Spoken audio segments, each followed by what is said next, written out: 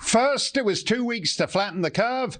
Then it was 2 years to flatten everything. If you want to get a decaf macchiato at Starbucks, you got to wear a mask. 2 masks, 4 masks.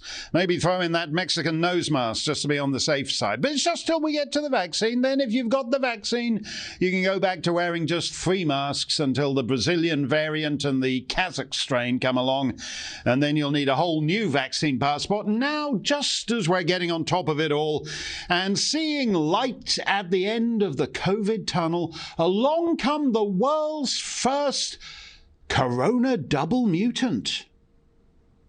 This morning, concerns about a double mutant coronavirus variant in the U.S. The variant first discovered in India, now identified in the San Francisco area. This is the first time this particular double mutant has been found in the United States, and it was found here at our Stanford laboratory. This as COVID cases across the country climb, and fears of a fourth wave are growing.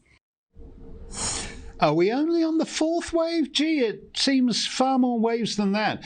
So just imagine what could happen if this Indian double mutant met the South African variant in an abandoned New York singles bar, and they both did the horizontal mambo and spawned COVID's first triple mutant. It's COVID Stan all the way down, now and forever. The only major economy to grow in 2020 was, go on, take a wild guess, bingo, Chairman Xi and the Chi-Coms. Everyone else is broke, including the United States, which is the brokiest nation in the history of brokenness. The federal government has to pay back $28 trillion, and that's a low ball. $28 trillion just to get back to having nothing, nada, zippo in its pocket. No one in human history has ever done that before. So whoever's waggling the Joe Biden moth-eaten sock puppet is now proposing the largest tax increase ever.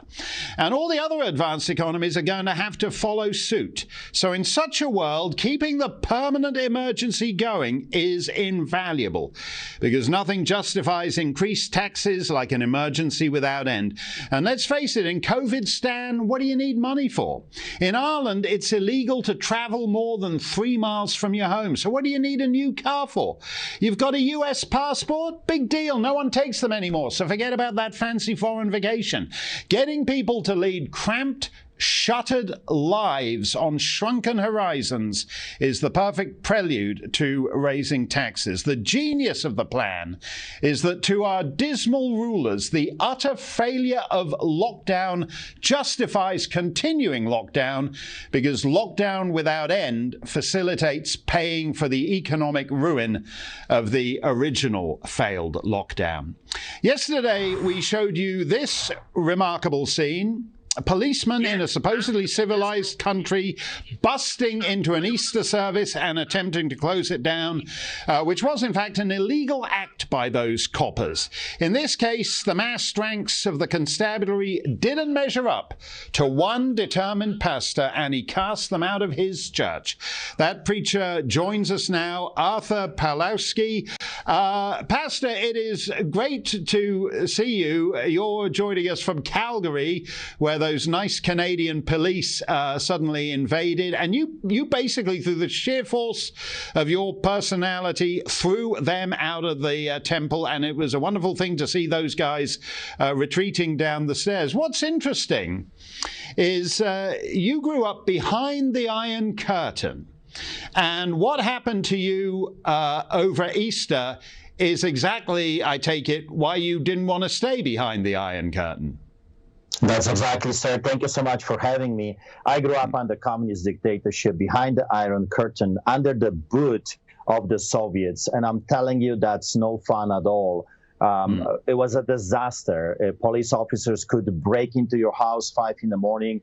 They could beat you up, torture. They could arrest you for no matter what reason they would come up with. There was a famous saying in Poland when I was growing up by the police: give me a man and we will find something on that man. So it was like a flashback when those police officers showed up at my church. Everything kind of came back to life from my childhood. And the only thing I could do is to fend off the wolves as a shepherd. And I used my voice to get rid of them. They were illegally encroaching on our rights during the most holy days, during the Passover celebration. How dare they? The audacity of those people coming. It was a shocking thing. I was a little bit shaken, but I did what every shepherd right now on the planet Earth should be doing, fend off the wolves. We as lions should never bow before the hyenas, and that's what they are right now.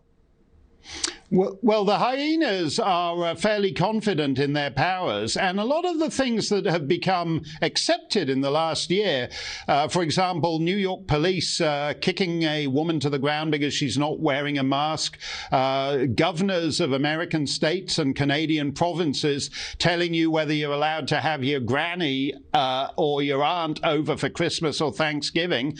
I mean, that is the kind of tight 24/7 control that most communist countries lived under for half a century from the end of the Second World War. Is it all beginning to look worryingly familiar to you, the way people accept it? Yes, it is. I have been warning Canadians for the past 16 years that that's what's coming. I could smell it. I could see it at every corner. The implementation of what we are seeing now, it started way about 20 years ago. So growing up under communist dictatorship, I mean, that's a disaster. That's hell on earth. And I see it already in our Western democracies. So the only way I know how to fight them is 1981, that I witnessed millions of Poles taking to the streets and saying to them, no more, get out of our country, get out, stop. Millions of Poles took it to the streets during Solidarity, Lech Wałęsa, and they want their freedom. Right now, if you want your freedom back, because we have to remember, history is teaching us that those people will never give up their new gained powers. You gotta demand those rights back. You have to fight for your rights. They'll never give it back to you freely. So how to do it? Get them out of your properties, out of your businesses, out of your churches. Open up, open the churches. Clergymen should unite and start pushing this darkness away. And we should come and take to the streets and say no more lockdowns, no more restrictions. We will not put up with this anymore. We are fighting back.